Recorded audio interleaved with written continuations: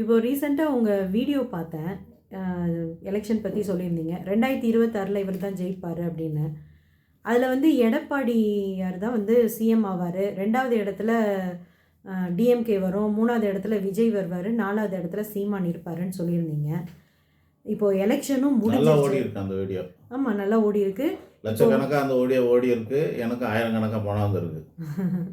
இப்போது எலெக்ஷனும் முடிஞ்சிருச்சு. முடிஞ்சதுக்கப்புறம் நான் கேட்ட வரைக்கும் எல்லாருமே விஜய்க்கு ஓட்டு போட்டோன்னு தான் சொல்கிறாங்க. அப்போது உங்கள் கணிப்பு தப்பாயிடுச்சா? இதை பற்றி நீங்கள் என்ன சொல்ல வரீங்க? தப்பா ஆயிடுமா? ஆயிடுச்சான்னா ஒன்றும் ரிசல்ட் தப்பா ஆயிடுமா? அதாவது நம்மளோட கணிப்பு எப்படி இருந்தோன்னா, யாரோட ஜாதகமும் பார்க்கல. அதில் ஒரு பெரிய இன்ட்ரடக்ஷன் கொடுத்துருக்குறேன் நான். முன்னுரையை சொல்லிட்டு தான் நான் கணிப்பு சொல்லியிருக்கேன். யாரோட ஜாதகம் நம்மக்கிட்ட இல்லை. நெட்டில் இருக்கிற ஜாதகத்து மேலே எனக்கு நம்பிக்கை இல்லை. அதெல்லாம் உண்மையானு தெரியாது. பல விதமான ஜாதகங்கள் இருக்குது. ஒவ்வொரே மனுஷனுக்கு 4-5 ஜாதகத்தை நெட்டில் விடுறாங்க. எது நமக்குன்னு தெரியல. இந்த 4 பேருமே என்கிட்ட ஜாதகம் கொடுத்ததில்லை, நமக்கு தெரியாது. ஏதோ ஒரு சில ஜோசியருங்க வந்து எங்கள்கிட்ட இருக்குது அப்படின்லாம் சொல்கிறாங்க. ஆனால் அவங்கள வெளியிட்டதில்லை, நமக்கு தெரியாது. அப்படி தெரியாத பட்சத்தில் அதெல்லாம் சொல்ல முடியாது. ஆனால் ஒருத்தருக்கு ஜோசியம் பார்க்கும்போது நாங்கள் என்ன பார்ப்போம் அப்படின்னா, ஒரு 4 விஷயத்தை பார்ப்போம். விதி, மதி, நேரம், காலம் அப்படின்னு பார்ப்போம். கால நேரம். அதாவது விதிங்கிறதுனா ஜாதகம், அதில் இருக்கிற அமைப்பு, அதில் இருக்கிற யோகம், இவைகளெல்லாம் விதின்னு சொல்லுவோம். அதாவது விதி, மதி, கால நேரம். விதிங்கிறது என்னென்னா ஒரு ஜாதகம், அந்த ஜாதகத்தில் இருக்கிற அமைப்பு ப்ளஸ் யோகம் அமைப்பு, இவைகளை வந்து ஜாதகம்னு சொல்கிறோம். அதில் இருக்கிற கால நேரம் அப்படின்றது என்னென்னா, காலம்னா தசா காலங்கள். அவனுக்கு சுக்கிர தசை நடக்குது, சூரிய தசை நடக்குதுன்னு சொல்கிற மாதிரி அது. நேரங்கிறது என்னென்னா ராசி பலனை சொல்கிறது. மேச ராசிக்கு இப்படி இருக்குது, மீன ராசிக்கு இப்படி இருக்குன்னு ராசியை ஏற்ற மாதிரி சொல்கிறாங்க பாருங்கள். குரு பயிற்சி, சனி பயிற்சி எல்லாம், அது ராசி பலன். இது இல்லாமல் மதின்னு ஒன்று இருக்குது, ஆட்டிடியூடு, சுபாவம். இதெல்லாம் தெளிவாக எடுத்து சொல்லியிருக்கிறேன். ஒருத்தரோட அரசியல்வாதிக்கான சுபாவம் 2 பேருக்கு இருக்குது. அது விதி அமைப்பு ஏற்கனவே ப்ரூவ் பண்ணியிருக்குது. ராஜயோகம் இருந்ததுனால எடப்பாடியாரும் வந்து சிஎம் ஆகிட்டார். 4 வருஷம் ஆண்டுட்டார். 5 வருஷத்தை கம்ப்ளீட் பண்ணிட்டார் ஸ்டாலினும். ஸோ 2 பேருக்கு ராஜயோகம் இருக்குது, அவங்களுக்கு அமைப்பு இருக்குதுன்னு அது கன்ஃபார்மாக தெரிஞ்சு போச்சு. ஒன்று ப்ரூவ் ஆகிடுச்சு. மற்ற 2 பேருக்கு அந்த ப்ரூஃப் கிடையாது, தெரியாது அப்படின்னு இருக்கும். நேரங்காலத்தையும் சுபாவத்தையும் பார்க்கும்போது, சுபாவத்தை சொல்ல போனாக்கா இவங்க 2 பேரும் கூட்டணியெல்லாம் வைக்கிற அளவுக்கு கொஞ்சம் ஃப்ளெக்சிபிலிட்டி இருக்காங்க. ஆகாத அல்லது முரண்பாடான அப்படின்ற மாதிரியான, ஒத்து வராத அப்படிங்கிற மாதிரியான கட்சிகளோட கூட கூட்டணி வச்சுட்டாங்க.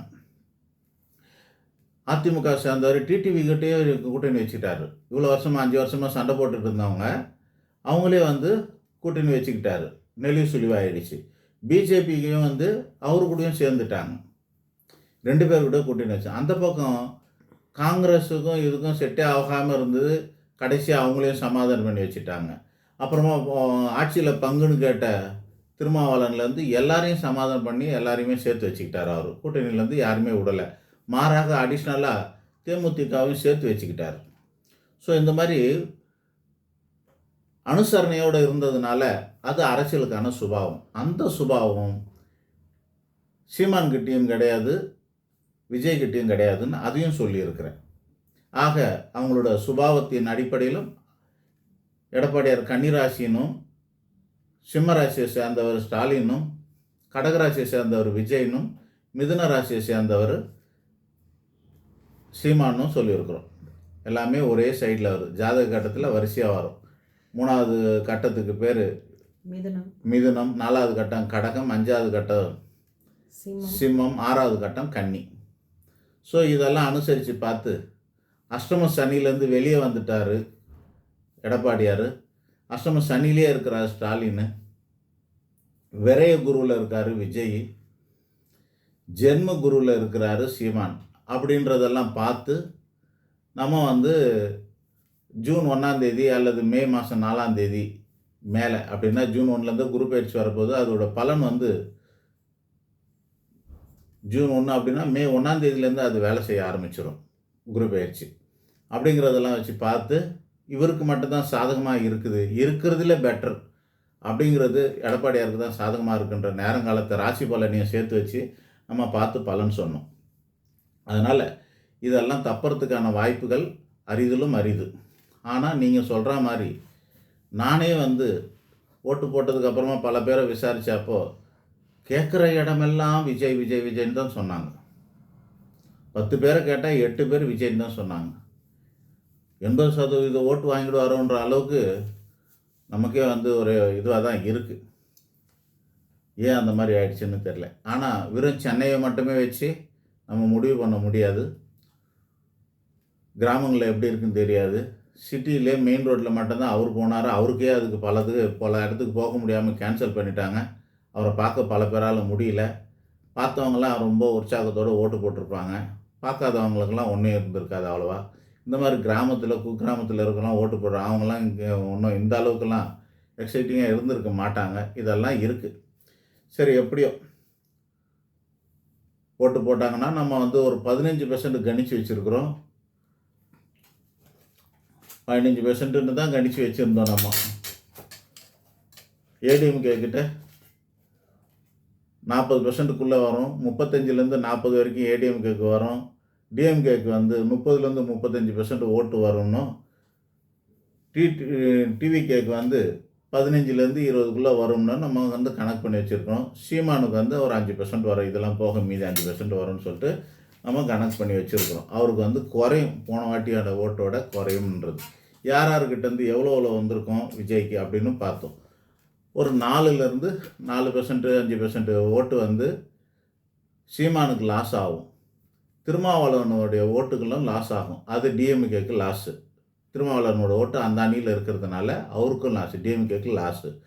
இதுதான் நம்மளோட கணிப்பாக இருந்தது. அவருக்கு ஒரு 5, இது வந்து புது ஓட்டர் அப்படின்னு சொல்லக்கூடியது ஒரு 5. இதுவே 15% ஆயிடுச்சு. எல்லாருக்கும் கொடுக்குற மாதிரி ஒரு 5% ஏடிஎம்கேக்கும் கொடுத்துக்கலாம். ஏன்னா எல்லாம் சுபாவத்தின் அடிப்படையில் தானே வரப்போகிறாங்க. அப்போ ஏடிஎம்கேக்கு 5, டிஎம்கேக்கு 5, டிடிவிக்கு 5, விஜய்க்கு வந்து புது ஓட்டு ஒரு 5, மொத்தம் 4, 5, 20% வாங்குவாருன்றது தான் நம்மளோட கணிப்பாக இருந்தது. அப்போது 100%ல் 20% இவர் எடுத்துக்கிட்டாருன்னா மீதி 60% இருக்கு இல்லையா, இது 80% இருக்கு இல்லையா, அந்த 80%ல் 5% இவருக்கு சீமானுக்கு போயிடும். மீதி 75%. 75% பாதியாக பிரித்தா 37% வரும். இந்த 37% ஒரு 2.5% ஏற்கனவே ஆண்டு கெட்ட பேரை வாங்கி கொண்ட டிஎம்கேக்கு லாஸ் ஆகிடும்.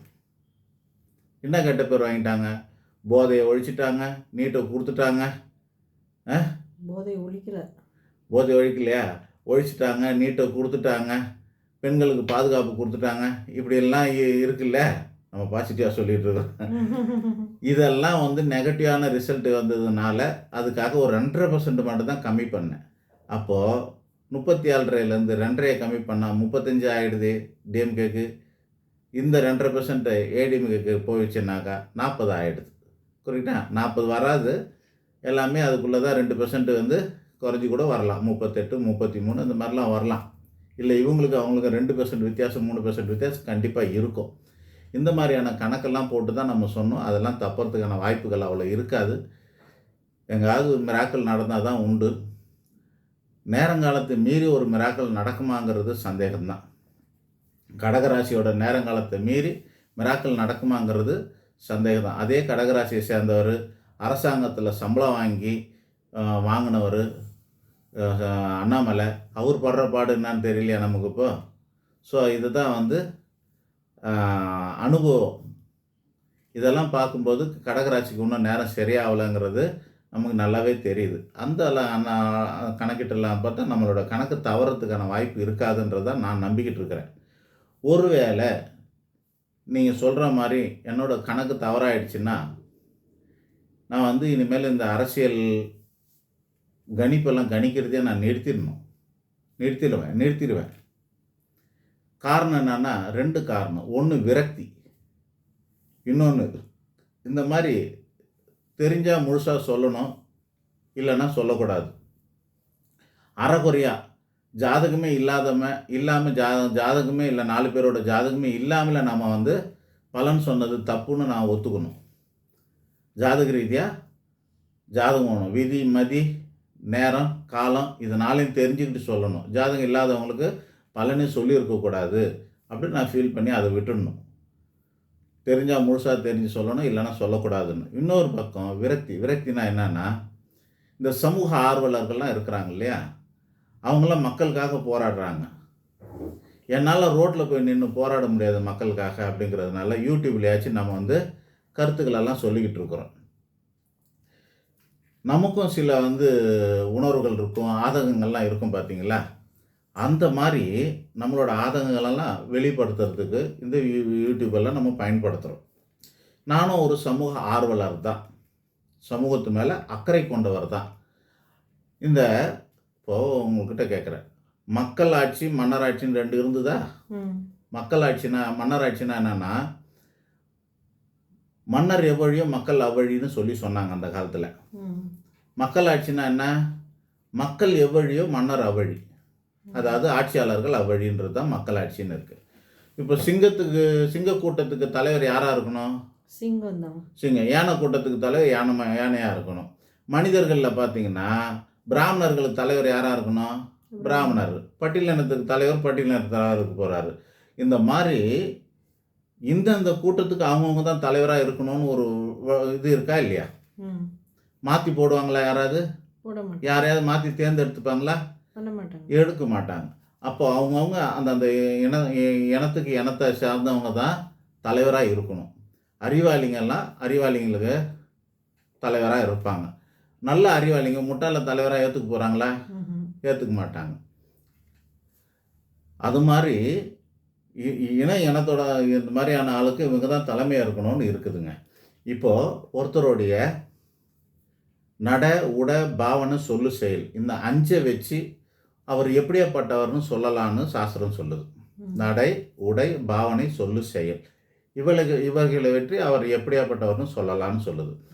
இப்போது எடப்பாடியோட நட உட பாவனை சொல்லு செயல் நமக்கு தெரிஞ்சிடும். அவர் யாருன்னு நமக்கு தெரிஞ்சு போச்சு. அவரோட அறிவு என்ன, அவரோட அனுபவம் என்ன, எல்லாமே நமக்கு சொல்ல தெரியுது. ஸ்டாலினும் அது மாதிரி அவருக்கு அனுபவம் இருக்குது, அரசியலில் அனுபவம் இருக்குது. ஆனால் புள்ளி விவரங்கள்லாம் அவர் சொல்லி நம்ம கேள்விப்பட்டதில்லை. எதோ எழுதி வச்சுட்டு துண்டு சீட்டுன்னு கேள்வி பண்ணுவாங்க. அந்த மாதிரி எதோ எழுதி வச்சுட்டு படிச்சுட்டு சொல்கிறாருன்னு சொல்லுவாங்க. சீமானு அண்ணாமலை போன்றவங்களாம் என்ன பண்ணுவாங்க, நீங்கள் அர்த்தரார்த்தியில் மைக்கை நீட்டினா கூட எழுந்து உட்காந்து அவங்க பேசுவாங்க. புள்ளி விவரத்தோடு சொல்லுவாங்க. அண்ணாமலை புள்ளி விவரம் கொடுக்குறதுல பெரிய ஆள், வரலாற்றை அப்பட்டமாக சொல்லக்கூடியதில் பெரிய ஆள் சீமான். ஸோ இவங்களுக்கெல்லாம் ஒரு அறிவு இருக்குது, அரசியல் அறிவு இருக்குது, படிச்சிருக்கிறாங்க, எல்லாம் தெரியுது. விஜய்க்கு இதெல்லாம் தெரியும்னு அவருக்கு ஓட்டு போட்டவங்களுக்கு தெரியுமா? தெரியாது. ஓட்டு போட்டவங்கள போய் கூப்பிட்டு கேட்குறாங்க, உங்களோட கொள்கை தலைவர்கள் 5 பேர் படம் இருக்குது, அவங்க பேரை சொல்லுன்னா தெரில.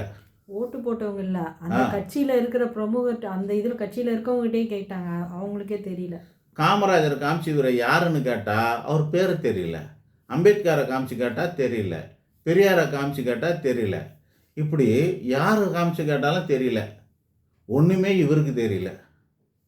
அந்த கட்சியில் இருக்கிறவங்களுக்கு இவங்களை பற்றி 4 வார்த்தை அவர் பேசினா தானே நமக்கு தெரியும். பேசியிருக்காரா? விஜய் இவங்களை பற்றி, இவங்களோட வரலாறை பற்றி பேசியிருக்கிறாரா? ஒன்றுமே பேசினது கிடையாது. 4 பேரை பற்றி 5 பேரை பற்றி அவரெல்லாம் பேசினதே கிடையாது. என்றைக்கு அது தைரியமாக மைக்கு பிடிச்சிருக்காரா? லைவில் ப்ரீ பிளான் இல்லாமல், முன்னாடியே செட் பண்ணி வச்சுட்டு சினிமா ஷூட்டிங் மாதிரிலாம் இல்லாமல், லைவில் ஸ்பாட்டில் ஒரு நிருபருக்கு மைக்கை நீட்டி கேள்வி கேட்டால் பதில் சொல்ல அவருக்கு தெரியுமா? இதுதான் என்னோட கேள்வி. அப்படி தெரியாதப்போ அவர் என்ன பண்ணியிருக்கோம், இதுக்கு முன்னாடி கட்சியில் இருந்தாங்கன்னா எம்ஜிஆர் என்டிஆர் எல்லாம் இருந்தாங்க, சரத்குமார், ராமராஜன், பாக்கியராஜ், டிஆர் எல்லாம் இருந்தாங்க. அவங்க ஸ்ட்ரெயிட்டாக கட்சி ஆரம்பிக்கலாங்க. அடுத்த கட்சியில் கூட இருந்தாங்க, பிரச்சாரம் பண்ணாங்க, போனாங்க, வந்தாங்க, எம்எல்ஏ ஆனாங்க, எம்பி ஆனாங்க, மக்களை பார்த்தாங்க, பேசினாங்க. அரசியலில் ஒரு சிறு அனுபவமாச்சு இருந்ததுங்க. அனுபவத்துக்கு அப்புறமா தான் லீடர்ஷிப் குவாலிட்டி இருக்கிறதா நினச்சி எல்லாரும் கட்சி ஆரம்பித்தாங்க. லீடர்ஷிப்பில் சூப்பராக இருந்தவர் எம்ஜிஆருங்கிறதுனால அவர் மட்டும் வந்துட்டார், மீதி பேர்லாம் காணாமல் போயிட்டாங்க.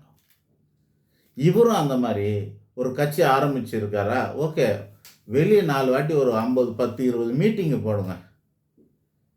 இல்லை இல்லை அவர் நல்லது செய்வார் நம்பி நான் ஓட்டு போட்டேன்றேன்.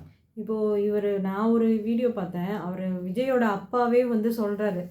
நிருபர் கேட்குறாங்க, அவர் வந்து இன்னும் யாருக்கு செய்தியாளர்களே சந்திக்கலையே அப்படின்னா, அப்படி என்ன கட்டாயம் இருக்கான்னு அவர் கேட்குறாரு. கண்டிப்பாக செய்தியாளர்கள் சந்திச்சு தான் ஆகணுமா அப்படின்னு.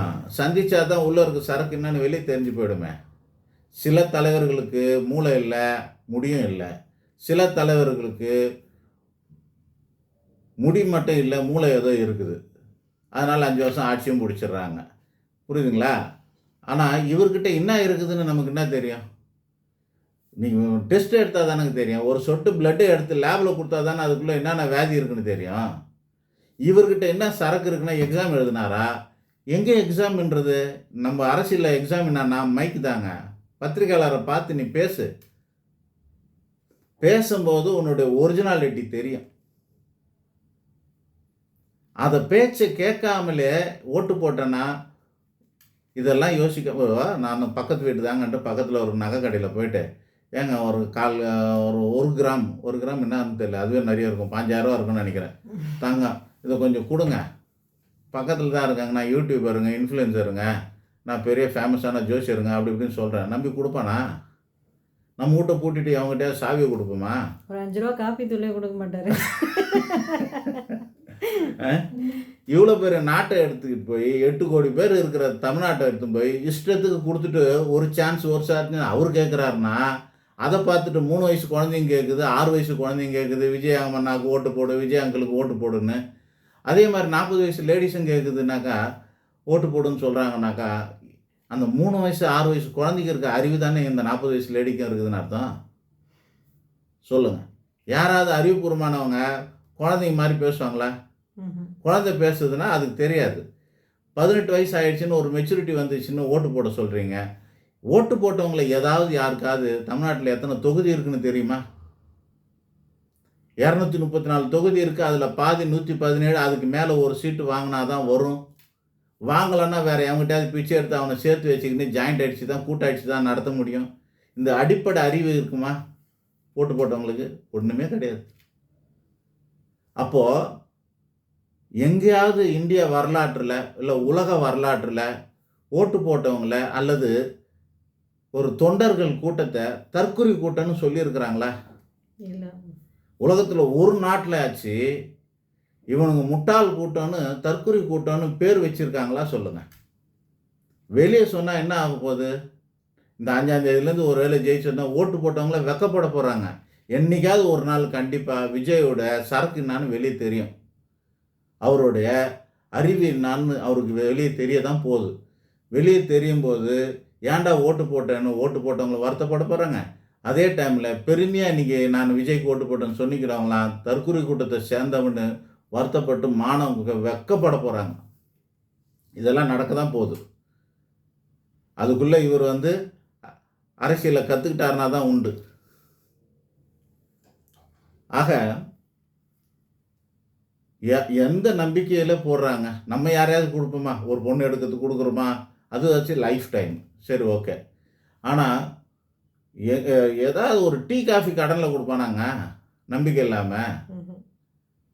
ஒரு என்ன வேணும்? இந்த 8 கோடி பேர் நாட்டை எடுத்து போய் ஒரு சான்ஸ் கேட்குறாருன்னு சொல்லிட்டு கொடுத்து பார்க்கலாமான்றீங்களே. என்ன எப்படி கொடுப்பீங்க நீங்கள்? இல்லை, அவருக்கு கொடுக்கணுன்னா இத்தனை வருஷமாக இதில் இருந்த அரசியலில் இருந்த சீமானுக்கு கொடுத்துருக்கலாமே. ஆமாம், அதை சொல்கிறேன். 15 வருஷமாக கஷ்டப்படுறாரு, அவரோட அறிவு என்னன்னு வெளியே சொல்கிறார், அவரோட கொள்கை என்னன்னு வெளியே சொல்லியிருக்காரு. இந்த மாதிரி நீங்கள் ஒரு சான்ஸ் அவருக்கு கொடுத்துருக்க வேண்டியது தானே? அவர் ஸ்பீச்சுக்கும் எல்லாம் கூட்டம்லாம் போகுது, ஆனால் அவருக்கு யாருமே இன்னும் ஓட்டு போடலையே. அவரது ஒன்றும் 10% தாண்ட மாட்டேங்குது. நீங்கள் ஏன் இவருக்கு போகிறீங்க? அப்போ சினிமா மோகம் தானே அது? சினிமா மோகம். சொல்ல போனால் அவரும் சினிமாக்காரர் தானே, சீமானும் சினிமாக்காரர் தான். டைரக்டர்லாம் யார் சினிமாக்காரா ஏற்றுக்கிறாங்க? நடிகர்களை மட்டும்தான், அதுவும் ஹீரோக்களை மட்டும்தான். ஆக இந்த ஒரு டைம் கொடுக்கறது, முயற்சி பண்ணி பார்க்கறது, டெஸ்ட் எடுக்கிறது, இதெல்லாம் வாழ்க்கைக்கு ஓட்டு போடுறது கல்யாணம் பண்ணுற மாதிரி அவ்வளோ முக்கியமான விஷயம் அது. அதெல்லாம் அவ்வளோ சீக்கிரம்லாம் திருப்பி வாங்க முடியாது. இந்த நாட்டில் ஓட்டு போட்டுட்டு ரிவர்ஸ் எடுக்கிற சட்டம்லாம் ஒன்றும் வரல. இவர் சரியில்லைன்னு சொல்லிட்டு ரிவர்ஸ் எடுக்க முடியுமா? எடுக்க முடியாது. அப்போ பார்த்து கொடுத்துருக்கணும்ல. இப்போ கொடுத்தது 10,00,000 கோடி 100,00,000 கோடின்னு எவ்வளோ லட்சம் கோடியாக வந்து கடன் இருக்கிறதா சொல்கிறாங்க. இந்த கடனை எப்படி அடைக்கிறதுக்கு பிளான் இருக்கா? இன்னுமே நிறைய பணம் உதவி தரேன்னு சொல்லும்போது எப்படி அதெல்லாம் கேட்கறது? சரி அதெல்லாம் தரேன்னு எல்லாரும் சொல்கிறாங்க, போட்டிக்கு சொல்கிறாங்க. இவரு சொல்கிறாரு, அவரு சொல்கிறார். தரமாட்டேன்னு சொன்ன சீமானுக்கு போடுறதுக்கு நம்ம ரெடியாக இல்லை. 3 பேரும் தராங்க. யார் நிறைய தராங்கன்னா அவங்கள போட்டிருந்தீங்க. ஓகே. படித்தவங்க பாமரர்கள்னு 2 பேர் இருக்காங்கங்க. படித்தவனுக்கு ஆப்போசிட்டு பாமரர்கள். இந்த தமிழ்நாட்டில் மட்டும் இல்லை, இந்தியாவிலையும் சரி படிப்பு அறிவு இப்போ தான் வளர்ந்துக்கிட்டு வருது. அதுக்கு முன்னாடி மக்கள் பாமரர்களாக இருந்தாங்க. சினிமாவில் பார்த்து நம்பினாங்க. சினிமாவில் சிவாஜியை பார்த்தாங்கங்க, நம்பியாரை பார்த்தாங்க, எம்ஜிஆரை பார்த்தாங்க, இன்னும் நிறைய பேர் பார்த்தாங்க. ஆனால் எம்ஜிஆரை மட்டும் நம்பினாங்க. ஏன்னா அவர் நடிப்பும் வாழ்க்கையும் ஒன்றா இருந்தது. அவர் பொம்பளை அடிக்க மாட்டார்னா அடிக்க மாட்டார். ஆயாவை கட்டி பிடிப்பார்னா இங்கேயும் கட்டி பிடிப்பார். புரியுதுங்களா? சினிமாலையும் கட்டி பிடிப்பார், நேர்லையும் கட்டி பிடிப்பார். அள்ளி கொடுக்குறது சினிமாலையும் கொடுப்பாரு, நேர்லையும் கொடுப்பாரு. எம்ஜிஆர் பற்றி என்ன தெரியும் மக்களுக்கு? ஆட்சிக்கு வந்த நாளில் இருந்து ஆட்சியை விட்டு போன நாள் வரைக்கும் 10 வருஷத்தில் ஒரு 100 ரூபா சொத்து கூட அவர் வாங்கினது இல்லைங்க. ஒரு 1000 ரூபா சொத்து கூட வாங்கினது கிடையாதுங்க. அவர் 1 சென்ட் நிலம் வாங்கினது கிடையாதுங்க. சினிமாக்காரனாக இருக்கும்போது சம்பாரித்த சொத்தை மட்டும்தான் அவர் வச்சு வாழ்க்கையை ஓட்டியிருந்தார். அதை வச்சு தான் அத்தவங்களுக்கு கொடுத்துக்கிட்டு இருந்தார். கடைசியாக அந்த எனக்கு தெரிஞ்சு இங்கே நாங்கள் சென்னையில் தான் இருக்கேன், ராமவரம் வீடு ஒன்று, டி நகர் வீடு ஒன்று, 2மே கொடுத்துட்டு போயிட்டார். அது காது கேளாத ஒரு ட்ரஸ்ட்டுக்கு போட்டு கொடுத்துட்டு போயிட்டார். இது வந்து எம்ஜிஆர் இல்லம்னு சொல்லிட்டு இருந்துருக்குது. இந்த மாதிரி வாழ்க்கையும் சினிமாவும் வேறு வேறையாக வச்சிடல, அவர் ஒன்றா வச்சுருந்தார். சினிமாவில் தண்ணி அடிக்க மாட்டாருன்னா நிஜ வாழ்க்கையில் தண்ணி அடிக்க மாட்டார். பீடி பிடிக்க மாட்டாருன்னு நிஜ வாழ்க்கையில் பிடிக்க மாட்டார். புரியுதுங்களா? அந்த மாதிரியான தலைவர்கள்லாம் இருந்தது சினிமாவில் இருந்ததுன்னா, சினிமா மேலே எனக்கு வெறுப்புலாம் இல்லை. வாழ்ந்து காட்டு அதே மாதிரி. சினிமாவில் இருக்க மாதிரி வாழ்ந்து காட்டணும் இல்லையா? அப்படிலாம் பார்க்காம, டெஸ்ட் பண்ணாமலே, ப்ரூஃப் பண்ணாமலே ஒரு ஆளை நம்பி வாழ்க்கையை கொடுக்குறீங்கன்னா, படித்தவங்க பாமரர்கள்னு 2 பேர் சொல்லியிருந்தேன். பாமரர்கள்லாம் இந்த மாதிரி எம்ஜிஆர்லாம் நம்பினாங்கன்னு சொன்னோம். அவங்களுடைய பாமர புத்திக்கு என்ன முடிஞ்சதோ அப்போவே அது கரெக்டாக கெஸ் பண்ணி அவங்கெல்லாம் எடுத்துக்கிட்டாங்க. நம்மெல்லாம் இப்போ படிச்சிருக்கிறோமே, டிகிரி ஹோல்டராக தானே இருக்காங்க எல்லாமே. 2000க்கு மேலே பிறந்தவங்கள 97% பேர் டிகிரி ஹோல்டராக தானே இருக்கிறாங்க. 90% மேலே டிகிரி வாங்கினவங்களா இருக்கிறாங்க. அப்படி இருக்கும்போது பட்டப்படிப்பு படித்தவங்கெல்லாம் அந்த சர்டிஃபிகேட்லாம் எதுக்கு தான் யூஸ் ஆகும்? ஒரு ஆளை டெஸ்ட் பண்ணி நீங்கள் வந்து நாட்டை கொடுக்கணும்னு தெரியாமல் ஓட்டை போட்டிங்கனாக்கா அந்த படிப்பு எதுக்கு? படிச்சிருந்தும் உங்களுக்கு போதுமான அளவுக்கு விவரம் பத்தலைனாக்கா அப்போ என்ன சொல்லலாம் நம்ம? நிச்சயமாக தற்குறி தான் நினைக்கலாம். உங்கள் தலைவருக்கு பேர் தற்குறி தலைவன் தானே பேர். ஏன் விஜய்க்கு ஓட்டு போட்டிங்கன்றதுல நமக்கு ரொம்ப வருத்தம். ஏன்னா இப்படி வந்து மோகத்தில் போய் அலையிறீங்க, சினிமா மோகத்தில் போய் அலையிறீங்க. பாருங்கள், 5000 10,000 கொடுத்து கிரிக்கெட் டிக்கெட் வாங்குறீங்க. 2000 வரைக்கும்லாம் கொடுத்து சினிமா டிக்கெட் வாங்கி பார்க்குறீங்க. அதெல்லாம் ரசிப்புத்தன்மை. அதுவே வந்து அறிவாளிங்கெல்லாம் செய்ய மாட்டானுங்க. அதே வந்து புத்தி உள்ளவனுங்கெல்லாம் செய்ய மாட்டாங்க. இந்த மாதிரிலாம் கொடுத்தெல்லாம் பண்ண மாட்டாங்க. ஏதோ முடியுமோ பார்க்கலாம். இந்த மாதிரி புத்தி கெட்டத்தனத்தை நம்ம என்ன சொல்கிறது? இப்போ இந்த ஓட்டு விஜய்க்கு ஓட்டு போடணும்னு லட்சமாக செலவு பண்ணி வெளிநாட்டில் இருந்தெல்லாம் வர்றாங்க. ஃப்ளைட் ஏறி வந்த இதுக்கு முன்னாடி அந்த மாதிரி நான் ஒரு கதை கூட நான் பார்த்ததில்லை. இதுக்கு முன்னாடி எலெக்ஷனுக்குலாம் ஓட்டு போடுறதுக்காக நான் ஃப்ளைட்டில் வந்து ஓட்டு போட்டுன்னு ஒருத்தனும் நான் கதையே பார்க்கல. இதை வந்து பெருமையாக வீடியோ போடுறானுங்க. ஓட்டு போடுறதுக்கு அங்கேருந்து ஃப்ளைட்டில் செலவு பண்ணி வந்து ஓட்டு போடுறேன்னு சொல்லிட்டு, அண்ணா உங்களுக்காக தான் வரேன்னு சொல்லிட்டு. இதெல்லாம் பெருமையே கிடையாது. தற்குறித்தனத்தின் உச்சக்கட்டம். இது பேர் தற்குறித்தனத்தின் உச்சக்கட்டம். இப்படியாப்பட்ட தற்குறி மக்களுக்காக இந்த சமூக ஆர்வலர்கள்லாம் ஏன் வேதனை பண்ணணும், வருத்தப்படணும், ஆதங்கப்படணும்? ஒரு சுனாமி இன்னொரு வாட்டி இன்னொரு முறை ஒரு கொரோனா வந்ததுன்னா லம்பாக அள்ளின்னு போனால் கூட பரவாயில்லன்னு தான் தோணுது. அவ்வளோ கோபம் வருது எனக்கு இந்த தற்குறிகளை பார்த்தா.